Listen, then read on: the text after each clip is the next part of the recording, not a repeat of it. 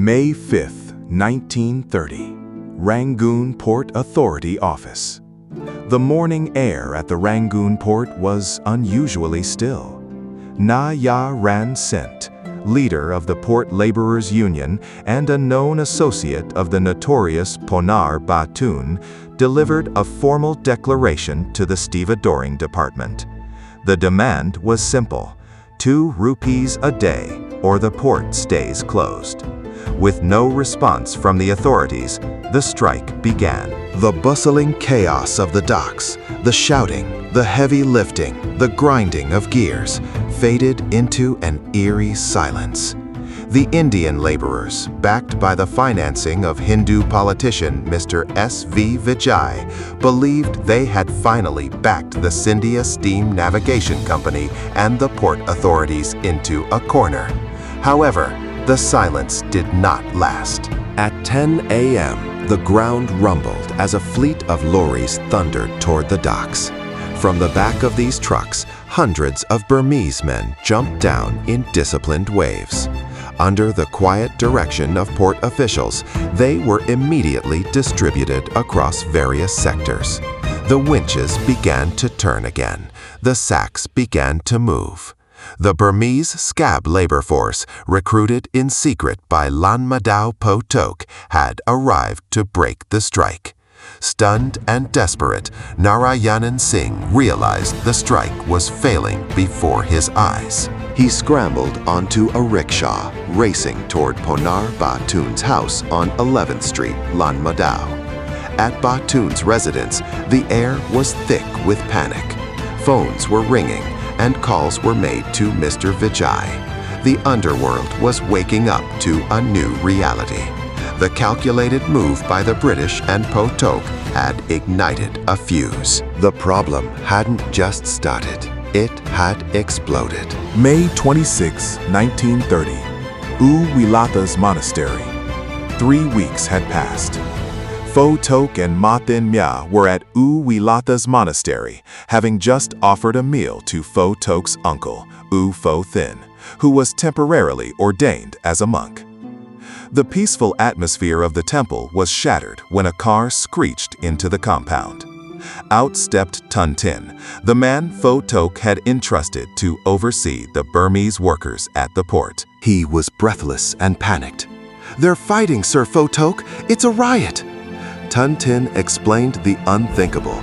The Scindia Company had suddenly fired all the Burmese workers. The Indian laborers had called off their strike after the company agreed to their 2 rupee demand. To settle the matter, the company simply discarded the Burmese men who had stepped in to help. Now the docks were a battlefield as the returning Indian laborers clashed with the ousted Burmese men. Pho Tok's blood boiled.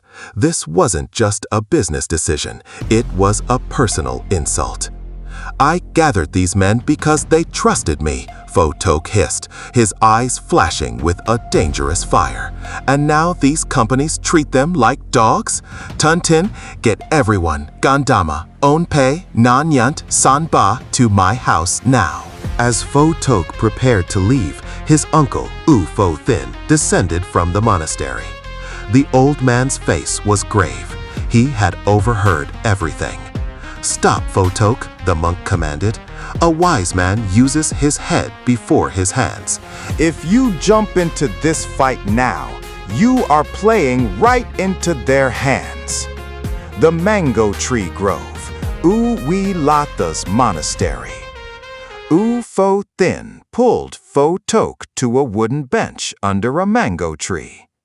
"This isn't just a dock fight, Pho Tok," the monk said calmly. "I've been watching. The British official, the district officer, and you, always whispering in this monastery. The moment you started recruiting those village boys, I knew trouble was coming.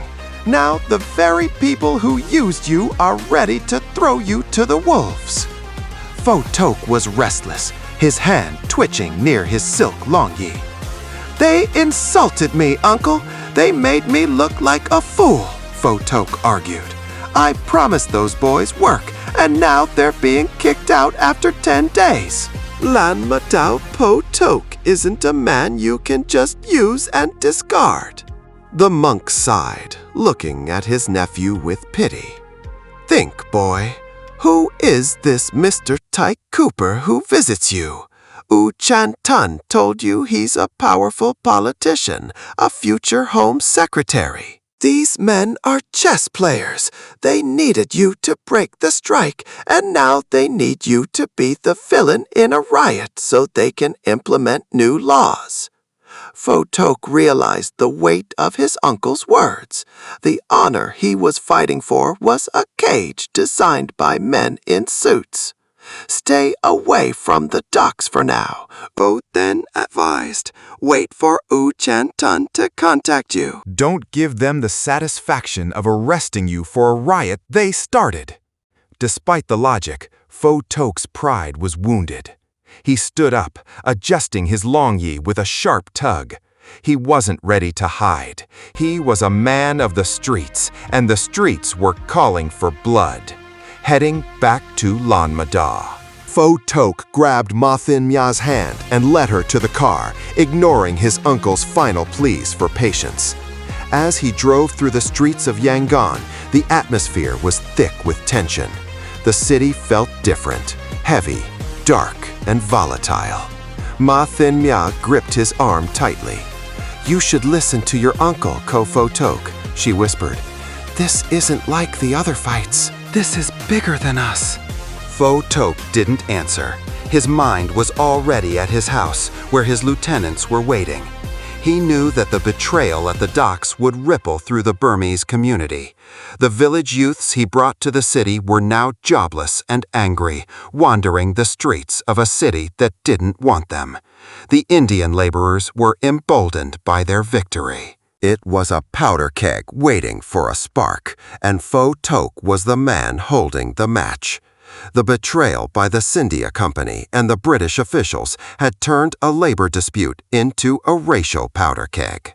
As Pho Tok pulled up to his house, he saw the faces of his men, grim and ready for orders. The weight of the coming confrontation pressed down on him. He was no longer just a strategist. He was a leader of an army that had been backed into a corner. There was no more casual conversation. The battle for the soul of the Rangoon Ducks and the pride of the Burmese people was about to begin in earnest.